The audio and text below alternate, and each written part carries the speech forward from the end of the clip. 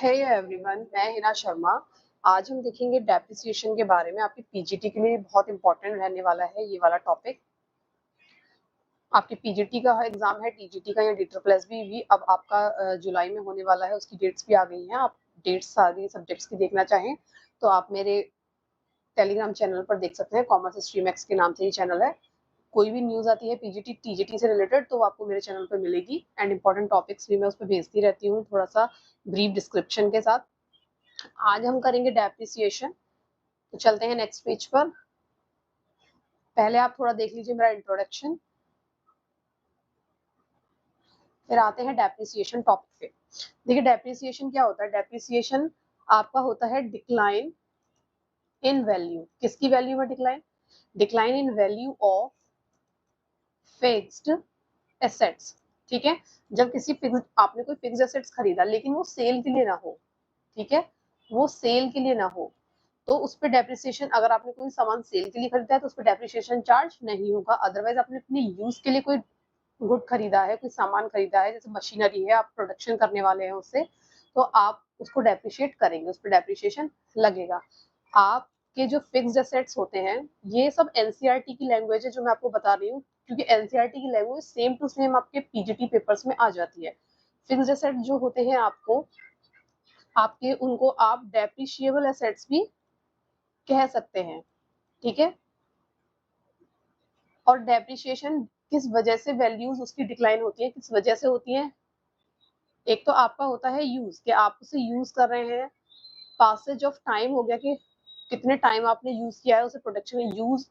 ठीक है, and wear and tear, कुछ टूट फूट वगैरह उसमें हो सकती है आपकी, आपका हो गया। और एक्सपेक्टेड, एक होता है एक्सपेक्टेड ऑब्सोलेंस। ऑब्सोलेंस क्या होता है? होता है जो आपकी टेक्नोलॉजी पुरानी हो गई हो, या फिर कहते हैं ना ट्रेंड में नहीं है, अभी कोई चीज फैशन में है, कोई ट्रेंड में, तो एक्सपेक्टेड ऑब्सोलेंस जो पुराना हो गया हो, जिसका नया मॉडल, अब जैसे कोई भी, जैसे आईफोन होते हैं तो 14 आया, फिर 15 आया, फिर 16 आया, तो 14 में अब क्या दिक्कत आ गई? ऑब्सोलेंस हो गया, वो टेक्नोलॉजी पुरानी होगी, तो 15 को लोग यूज कर रहे हैं, फिर 16 को लोग, फिर इसमें ऑब्सोलेंस की दिक्कत आई, फिर 16। तो ये एक्सपेक्टेड होता है, ये पता होता है, ये ध्यान रखना है कि एक्सपेक्टेड होता है, क्योंकि आपको पता ही है कि टाइम के बाद कुछ ना कुछ नया मार्केट में आता ही रहता है, जिससे कि जो आपने सामान खरीदा है वो टेक्नोलॉजी में या किसी चीज में पुराना हो गया होता है, तो उसमें आप उसे डेप्रिशिएट कर सकते हैं। ठीक है, डेप्रिसिएशन उसका हो जाता है। फीचर्स, डेप्रिसिएशन के फीचर्स क्या होते हैं? देखिए सबसे पहले तो ये एक्सपायर्ड कॉस्ट होती है। कैसी कॉस्ट है? एक एक्सपायर्ड कॉस्ट है, या फिर इसे एक्सपेंस भी आप कह सकते हैं। एक्सपायर्ड एक्सपेंस, एक्सपायर्ड एक्सपेंस या कॉस्ट वो होते हैं जो आप कॉस्ट ऑलरेडी अपना खर्च कर चुके हो। जैसे आपने मशीनरी 10,000 की आप खरीद ली है, आप कोई कॉस्ट आप दे नहीं रहे हैं, 10,000 की आप खरीद चुके हैं, उसी में ही कुछ माइनस होता जा रहा है। ठीक है, और जो आपका डेप्रिसिएशन होता है वो चार्ज अगेंस्ट प्रॉफिट होता है। चार्ज अगेंस्ट प्रॉफिट का क्या मतलब है? आपको प्रॉफिट हो या लॉस हो, वो चार्ज होगा ही, डेप्रिसिएशन चार्ज होगा ही। ठीक है, चार्ज अगेंस्ट प्रॉफिट हो गया। एंड ये जो आपका डेप्रिसिएशन है, डेप्रिसिएशन एक तरीके से आपका परमानेंट है, कॉन्टिन्यूइंग है, ग्रेजुअल है, मतलब धीरे धीरे होते रहता है। Gradual shrinkage in the book value of fixed assets. ठीक है, बुक वैल्यू में आपका कुछ ना कुछ कंटिन्यू, ग्रेजुअल, परमानेंट है, मतलब डेप्रिसिएशन की ये फीचर्स हैं। ठीक है, डेप्रिसिएशन, आप आगे चलते हैं। और कौन सा टॉपिक है? Factor affecting. कौन से फैक्टर आपको अफेक्ट करते हैं डेप्रिसिएशन? जब आप कैलकुलेट, तो यूजफुल लाइफ, यूजफुल लाइफ के कितने साल चलेगा, एक्सपेक्टेड यूजफुल लाइफ कह सकते हैं उसे, कि कोई आपने मशीनरी खरीदी है तो वो कितने साल चलने वाली है। ठीक है, एंड उसकी कॉस्ट, आपने कितने में खरीदी है, कॉस्ट हो गई। जो पुरानी कॉस्ट है, मतलब जिसपे ही आपने खरीदी है, उसे हिस्टोरिकल कॉस्ट कहते हैं। ठीक है, उसी को, मानिए आपने कोई मशीनरी 1 लाख की खरीदी थी, तो वो बाय ईयर जब आप उसको रिड्यूस करते जाएंगे डेप्रिसिएशन से, तो 1 लाख क्या होगा, 1 लाख को हम उस वक्त हिस्टोरिकल कॉस्ट बोलने लगेंगे। ठीक है, तीसरा होता है इसमें net realisable net realisable value, जिसे आप स्क्रैप भी कह सकते हैं। ठीक है, स्क्रैप भी कह सकते हैं, मतलब जब आपका डेप्रिसिएशन लग गया, जैसे आपने 10 साल एज्यूम किया था कि आपकी ये मशीनरी 10 साल चलने वाली है, तो 10 साल चलने के बाद जो 1 लाख की मशीनरी है 10 साल के यूज के बाद आपके यूज की नहीं है, तो आप उसका क्या करेंगे? उसे घर पे रखेंगे? नहीं, उसको आप सेल आउट कर देंगे। ठीक है ना, उसको आप सेल कर देंगे। तो कितने में सेल होगी? मानिए 10,000 में सेल हुई है, तो वो आपके लिए स्क्रैप वैल्यू हो गई, या फिर नेट रियलाइजेबल वैल्यू हो जाएगी ये 10,000 रुपीज। ठीक है, आगे चलते हैं। मेथड्स, आपके डेप्रिसिएशन को कैलकुलेट करने के लिए कौन कौन से मेथड्स होते हैं? 2 मेथड्स होते हैं, एक्सप्लेन बाद में करूंगी आगे, अभी सिर्फ नाम सुन लेते हैं। पहला है स्ट्रेट लाइन। ठीक है, स्ट्रेट लाइन मेथड। एंड आपका सेकंड क्या होता है? Written down method. वैसे टैक्स अथॉरिटीज के अकॉर्डिंग ना इसको माना जाता है, ये थोड़ा सिंपल इजी है, लेकिन tax authorities written down value को मानती हैं। ठीक है, और आप कौन सा सिलेक्ट करेंगे? स्ट्रेट लाइन सिलेक्ट करेंगे या रिटर्न सिलेक्ट करेंगे? ये किसके बेसिस पे करेंगे? ये देखेंगे कि आपका टाइप ऑफ एसेट्स क्या है। ठीक है, नेचर ऑफ यूज क्या है, कितना यूज होता है वो, नेचर ऑफ यूज देखेंगे। एंड सरकमस्टांसेस देखेंगे, मतलब जो बिजनेस ऑर्गेनाइजेशन है उसके सरकमस्टांसेस या फिर एटमॉस्फेयर कह सकते हैं, वो कैसा है? Circumstances prevailing in business. ये 3 चीजों पे आपका डिपेंड करता है कि आप स्ट्रेट लाइन मेथड लगाएंगे या रिटन डाउन मेथड लगाएंगे। ठीक है, हाँ।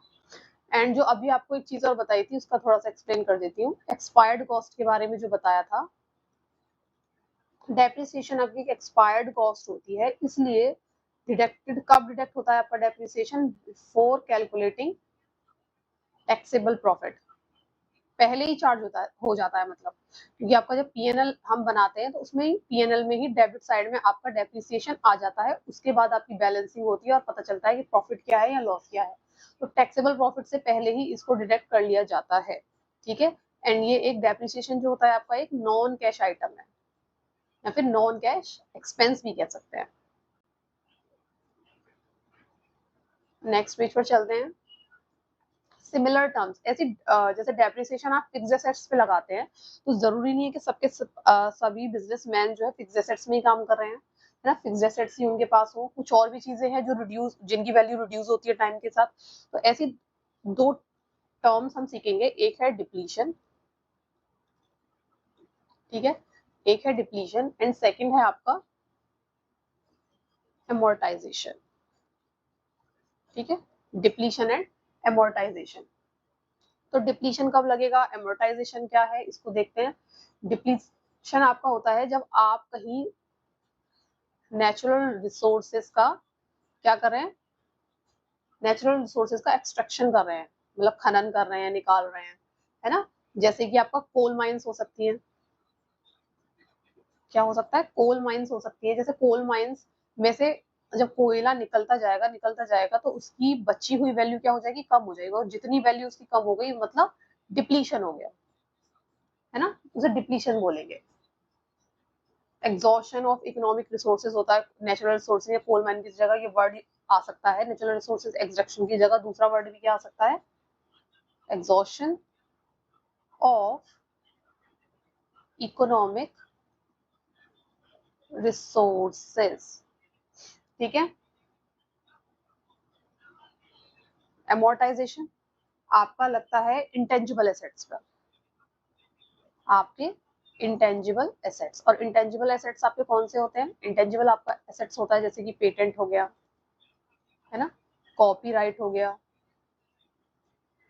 ये आपके इंटेंजिबल एसेट्स होते हैं। और इसमें कैसे एमोर्टाइजेशन का क्या मतलब है? जैसे कि पेटेंट और कॉपीराइट कुछ फिक्स्ड टेन्योर के लिए होते हैं, कुछ फिक्स्ड टाइम पीरियड के लिए होते हैं, या कहीं टेन्योर के लिए होते हैं। तो धीरे धीरे आप उनके, जैसे आपने पेटेंट परचेज किया है 1 लाख रुपए और आपको पता है कि वो 5 साल ही चलने वाला है, तो ईयरली इसका 20,000 आप दिखाते रहेंगे घटते हुए, क्योंकि घटते हुए दिखाते रहेंगे तो ये वैल्यू आपकी एमोर्टाइजेशन के नाम से आएगी। जैसे फिक्स्ड एसेट्स में दिखाते हैं तो डेप्रिसिएशन के नाम से आती है।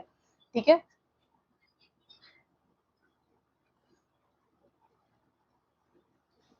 और आगे क्या देखना है, अब देखेंगे मेथड्स। अब मेथड्स जैसे कि पहला था स्ट्रेट लाइन मेथड। अब स्ट्रेट लाइन मेथड में क्या होता है, स्ट्रेट लाइन मेथड आपका जो होता है वो आपका हर बार ओरिजिनल कॉस्ट पर चार्ज होता है, चार्ज ऑन ओरिजिनल कॉस्ट, या फिर एवरी ईयर या एवरी टाइम। ठीक है, पहले मैं थोड़ा सा एक्सप्लेन कर दूं। जैसे अगर आपको पता है कि 10% आपका डेप्रिसिएशन है, और मानिए 1 लाख रुपए की आपकी प्रॉपर्टी की वैल्यू है, और प्रॉपर्टी का है या एसेट्स का है, और उसमें 10% क्या होगा, 10,000 होगा। तो हर साल उस पर आप 10,000 चार्ज करते रहेंगे, 10,000 उसको माइनस करते रहेंगे, माइनस 10,000, 10,000 ऐसे होता रहेगा। ठीक है, इसको अगर ग्राफ में आप देखें, क्योंकि हमेशा एक ही वैल्यू, इक्वल वैल्यू पे ये होता है, इक्वल वैल्यू इसकी होती है, तो इसको स्ट्रेट लाइन इस तरीके से आपका आएगा। मानिए 2002, 2003 एंड 2004, और यहाँ पर है 10,000, यहाँ पर है 5,000, यहाँ 15,000। ठीक है, तो हर बार 10,000 ही आप चार्ज करने वाले हैं। ठीक है, तो इस तरीके से इसका ग्राफ होगा, ग्राफ भी पूछा जा सकता है। ठीक है, और जो स्ट्रेट लाइन होता है ये थोड़ा इजी टू अंडरस्टैंड है, सिंपल है, एंड वाइडली यूज मेथड है, इसको ज्यादा यूज किया जाता है। वाइडली यूज्ड मेथड है क्योंकि सिंपल होता है। Equal uses over its entire useful life, मतलब जितनी भी यूजफुल लाइफ है उसमें इक्वल सा ही आपका डेप्रिसिएशन ये लगता है। ठीक, एंड इसको क्या कह सकते हैं, फिक्स्ड इंस्टॉलमेंट भी कह सकते हैं, कि डेप्रिसिएशन की क्या हो जाती है, फिक्स्ड इंस्टॉलमेंट हो जाती है। ठीक, अभी आपसे कोई डेप्रिसिएशन क्वेश्चन आता है, अगर कोई क्वेश्चन आता है कि डेप्रिसिएशन निकाल के दिखाइए, तो क्वेश्चन में आपको क्या चीजें गिवन होंगी, जो हमें अभी 3 चीजें पढ़ी थी, कि आपका डेप्रिसिएशन किस पर डिपेंड करता है, cost per, expected useful life पर, एंड तीसरा था आपका स्क्रैप। तो ये 3 वैल्यू आपको दी हुई होंगी। मानिए आपकी वैल्यू है 1 लाख रुपए, यूजफुल है 10 एंड स्क्रैप है 10,000। स्क्रैप वैल्यू में दोबारा बता देती हूँ, स्क्रैप वैल्यू होती है कि आप जब 10 ईयर्स इसको यूज कर लेंगे, उसके बाद जो उसकी बॉडी बचेगी, स्ट्रक्चर बचेगा, जैसा भी बचेगा टूटा फूटा, उसको कबाड़ में बेचेंगे या किसी को मिस्त्री को बेचेंगे, तो वो कुछ तो पैसे देगा, तो वो उस आपने एक्सपेक्ट किया है 10,000 रुपीज। ठीक है, तो डेप्रिसिएशन अभी यहाँ से कैसे निकलेगा, इसमें कोई परसेंटेज नहीं दिया है कि डेप्रिसिएशन आप ईयरली कितना चार्ज करोगे। तो उसके लिए फॉर्मूला होता है आपका कॉस्ट माइनस स्क्रैप, या फिर net realisable value upon expected useful life. ठीक है, ये इसका फॉर्मूला होता है। जैसे कि 1 लाख रुपीज माइनस 10,000 अपॉन 10, 9,000, ऊपर आ जाएगा 90,000 अपॉन 10, तो एक जीरो से जीरो कट के 9,000 ईयरली आपका डेप्रिसिएशन बन जाएगा, और यही आप चार्ज करेंगे। ठीक है, और अब इस इंफॉर्मेशन से आपसे कहे कि आप रेट ऑफ डेप्रिसिएशन बताइए, रेट ऑफ डेप्रिसिएशन बताइए, तो आप कैसे कैलकुलेट करके बताएंगे, आपका एनुअल डेप्रिसिएशन अमाउंट जो भी आपने निकाला है, जो कि है 9,000, annual depreciation amount upon acquisition cost, मतलब आपने जितने में खरीदा था, मल्टीप्लाई 100 से कर देंगे। डेप्रिसिएशन आपका कितना आया है, 9,000, खरीदा कितने का था, 1 लाख का, एंड 100, तो डेप्रिसिएशन रेट आपका आएगा, परसेंटेज में आता है। तो ये 3 जीरो से 3 जीरो कट गई, 2 जीरो से 2 जीरो कट गई, तो आपका क्या बचा, सिर्फ 9। तो ये हो गया 9% आपका रेट ऑफ डेप्रिसिएशन हो गया, जो कि स्ट्रेट लाइन मेथड का है।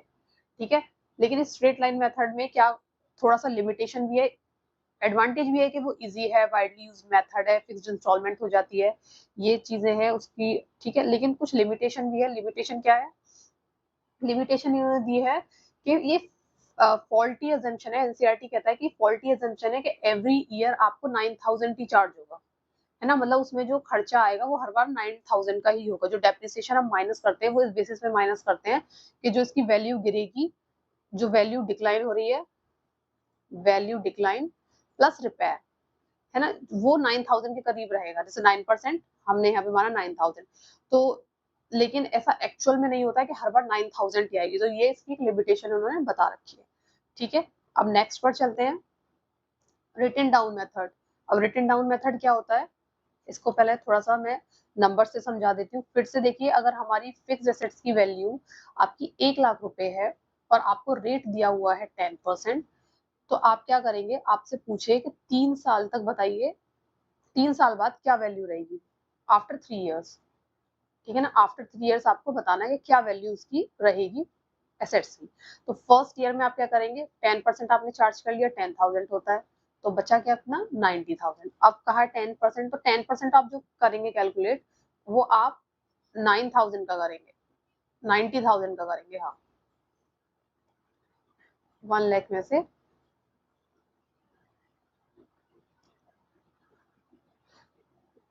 90,000, ठीक है। 90,000 का 10%, तो 90,000 का 10% क्या हो जाएगा 9,000। तो अब माइनस होके क्या आएगा 81,000, ठीक है। इस तरीके से होता है, मतलब ओरिजिनल कॉस्ट पर नहीं होता है, नेट कॉस्ट पर होता है कि जो अभी कितना बचा, ठीक, अभी कितना बचा, नेट बुक वैल्यू, इसे तो कहेंगे बुक वैल्यू जो 1 लाख है, बुक वैल्यू भी इसको कहेंगे और आपका हिस्टोरिकल कॉस्ट भी कहेंगे। लेकिन जैसे अभी सेकंड ईयर में चार्ज किया है 90,000 पर, तो ये हो जाएगी आपकी net book value, net book value, क्योंकि आपने इसमें से माइनस कर दिया डेप्रिसिएशन को, ठीक है। अब थर्ड ईयर में देखिए, थर्ड ईयर में फिर से 10% होगा, तो 81,000 का फिर से 10% निकालेंगे, ये हो जाएगा आपका 8100। तो 0 0 10 में से बन गए 9, यहाँ पर फिर 10 में से 8 गया 2 एंड 7, तो ये वैल्यू आपकी बची। तो आफ्टर 3 इयर्स आपके एसेट्स की कितनी वैल्यू रह जाएगी, 72,900 वैल्यू रह जाएगी, ठीक है। अब इसके बारे में देख लेते हैं थोड़ा। एक तो आपको ये पता चल गया अमाउंट ऑफ डेप्रिसिएशन क्या होता है, रिड्यूसेस एवरी ईयर। अमाउंट जो है, अमाउंट ऑफ डेप्रिसिएशन कैसा है, रिड्यूसेस एवरी ईयर, ठीक है। और यहाँ पर आपको रेट ऑफ डेप्रिसिएशन निकालना हो, रेट ऑफ डेप्रिसिएशन पूछे कि ओवरऑल रेट ऑफ डेप्रिसिएशन आपने कितना चार्ज किया है, तो आपका होगा 1 माइनस n, मतलब ईयर्स, जो भी एक्सपेक्टेड ईयर्स हैं, scrap value upon cost, square root लगा के मल्टीप्लाई 100, जो कि थोड़ा डिफिकल्ट रहेगा कैलकुलेट करने के लिए, क्योंकि पता नहीं कौन सी वैल्यूज होंगी जो स्क्वायर रूट में आएंगी और उनका स्क्वायर भी कोई इजीली निकाल पाएगा या नहीं निकाल पाएगा, स्क्वायर वैल्यू होगी भी कि नहीं, तो थोड़ा ये डिफिकल्ट हो जाता है, ठीक है। ये थोड़ी सी की लिमिटेशन है। अब इसकी देखिए क्या है, एक तो इसकी एडवांटेजेस और लिमिटेशंस पे बात कर लेते हैं। लिमिटेशंस तो वही है, एक तो ये इसका फॉर्मूला थोड़ा डिफिकल्ट है, और एसेट्स की वैल्यू कभी जीरो नहीं होती है, क्योंकि हमेशा 10% आप चार्ज करते रहते हैं, तो हमेशा कुछ ना कुछ बचेगा, हमेशा 90% उसका बचेगा नेट वैल्यू का। तो एडवांटेज देख लेते हैं, एडवांटेज क्या है कि एक तो ये मोर रियलिस्टिक है, एनसीईआरटी कह रहा है इनकम टैक्स इसी को एक्सेप्ट करता है, इनकम टैक्स ने इसी को एक्सेप्ट किया है। बाकी इसका लार्ज पोर्शन अर्लियर ईयर्स में आ जाता है, जो आप चार्ज करते हैं। देखिए अर्लियर ईयर में, पहले ईयर में 10,000 है, सेकंड में 9 और थर्ड में आपका 81 है, तो जो लार्ज पोर्शन है ना वो इनिशियल ईयर्स में आपका हो जाता है, जो ऑब्सोलेंस की को दिक्कत को रिड्यूस कर देता है। अब इसको मैं बताती हूँ, ऑब्सोलेंस की दिक्कत को रिड्यूस कर देता है large amount in initial years, initial years. अब ये होता क्या है, देखिए डेप्रिसिएशन चार्ज करते हैं तो होता क्या है मैं बताती हूँ आपको। जैसे आप डेप्रिसिएशन क्या है, एक आपने कोई मशीनरी खरीदी, जो कि मैंने अभी वही एग्जांपल के 1 लाख रुपए की थी, अब आपने 1 लाख रुपए तो उसे दे दिए होंगे और इसको अपने एसेट्स में लिख लिया होगा बैलेंस शीट में, लेकिन अगली साल क्या ये 1 लाख रुपए की रह गई, 1 लाख रुपए की नहीं रही है, और फिर आपने जैसे 10 ईयर्स एज्यूम किए हैं कि ये 10 ईयर्स चलने वाली है हमारे लिए, तो 10 ईयर्स बाद आपको फिर से खरीदनी पड़ेगी, क्योंकि आपका जो बिजनेस है वो गोइंग कंसर्न पे चल रहा है, कि वो बंद नहीं होगा, वो तो चलता रहेगा गोइंग कंसर्न। तो ये क्या करते हैं, प्रॉफिट एंड लॉस में आप डेप्रिसिएशन के नाम पे जो ये चार्ज करते हैं, जो आपका प्रॉफिट एंड लॉस बनता है उसमें डेप्रिसिएशन चार्ज होता है, उसके बाद बैलेंसिंग होती है, तो यहाँ पर ये चार्ज हो गया। अब ये तो नॉन कैश आइटम है, मतलब कोई पैसा इंसान जेब से थोड़ी दे रहा है, लेकिन फिर भी हम डेप्रिसिएशन प्रॉफिट एंड लॉस में चार्ज कर रहे हैं, तो ये क्या होता है, ये इकट्ठा होता रहता है, ये इकट्ठा होता रहता है। जैसे 10 ईयर्स तक अगर आपने डेप्रिसिएशन लगाया तो कुछ तो अमाउंट इकट्ठी हो गई होगी, 90,000 इकट्ठी हो गई, बाद में जो स्क्रैप वैल्यू मैंने बताया, जैसे मानिए 5,000 हुई, स्क्रैप वैल्यू आई, तो ये हो गए कितने 95,000 रुपीज हमारे पास हो गए, क्योंकि 90,000 हमने डेप्रिसिएशन के नाम पे हर बार काटे थे, तो उसको इकट्ठा करते रहते हैं, ठीक है, उसको लिखते एक जगह, उस पैसे को अपने पास ही रखते हैं। तो 9,000 तो हमने डेप्रिसिएशन के नाम पे और 5000 हमें मिले स्क्रैप वैल्यू से लास्ट में जो हमने बेचा। तो अब हमारे पास कितने रुपए हैं? 95,000। जब हम नई मशीनरी खरीदने जाएंगे तो हमारे पास ऑलरेडी 95,000 रुपीज हमने इकट्ठे कर लिए हैं, एक्यूमुलेट कर लिए हैं, और एक्स्ट्रा कुछ फंड लगा के इसको खरीद लिया जाएगा। ठीक है, तो इसीलिए कहते हैं कि लार्ज अमाउंट जो इनिशियल ईयर में चला गया उससे ऑब्सोलेंस की प्रॉब्लम जो है वो रिड्यूस हो जाएगी, क्योंकि ऑब्सोलेंस आया है, टेक्नोलॉजी पुरानी हुई है, तो नई जब खरीदेंगे तो पैसा ज्यादा भी तो चाहिए होगा, तो वो इनिशियल ईयर्स में चार्ज हो जाता है। ठीक है, और ये वहां पर ज्यादा अच्छा रहता है रिटन डाउन मेथड यूज करना, जहां पर ऑब्सोलेंस रेट कैसा हो, ऑब्सोलेंस रेट जो है आपका हाई रहता है, वहां पर इसे यूज करना अच्छा रहता है। और वो वाले फिक्स्ड एसेट्स वैसे फिक्स्ड जब यूज करेंगे जब आपके फिक्स्ड एसेट्स कैसे हो, last for long, last for long मतलब लंबे चलने वाले हैं। ठीक है, ये रिटन डाउन मेथड के बारे में हमने देख लिया। और इसकी जो लायबिलिटी लिमिटेशंस देखनी थी क्या है, एक तो नेवर बी जीरो है, और जो आप पीछे वाला है आपने स्ट्रेट लाइन उसको उसमें हो सकता है कि जीरो हो जाए, इसमें नेवर है, नेवर बी जीरो। सेकंड में क्या है, डिफिकल्ट टू असर्टेन, अभी बताया जैसे कि फॉर्मूले के बारे में, तो थोड़ा डिफिकल्ट है, डिफिकल्ट है ना, सुटेबल रेट भी कैलकुलेट नहीं करना थोड़ा मुश्किल है। अब देखिए straight line method and written down method का ये थोड़ा सा डिफरेंस है, बेसिस ऑफ डिफरेंसेस यहाँ लिखे हैं, ये एनसीईआरटी से ही मैंने लिया है, एनसीईआरटी से ही ली हुई पिक्चर है। तो बेसिस ऑफ चार्जिंग डेप्रिसिएशन, तो ये तो ओरिजिनल कॉस्ट पर जाता है स्ट्रेट लाइन, और ये बार बार माइनस, रिटन डाउन बार बार माइनस होकर उस वैल्यू पर होता है, तो उसको आप नेट बुक वैल्यू कह सकते हैं। क्या कह सकते हैं? नेट बुक वैल्यू, बार बार माइनस होता है, ओरिजिनल कॉस्ट प्लस डेप्रिसिएशन, इसका मतलब नेट हो सकता है यहाँ पर, है ना, net book value. Annual depreciation charge ये फिक्स्ड होता है और ये डिक्लाइन आफ्टर ईयर होता है।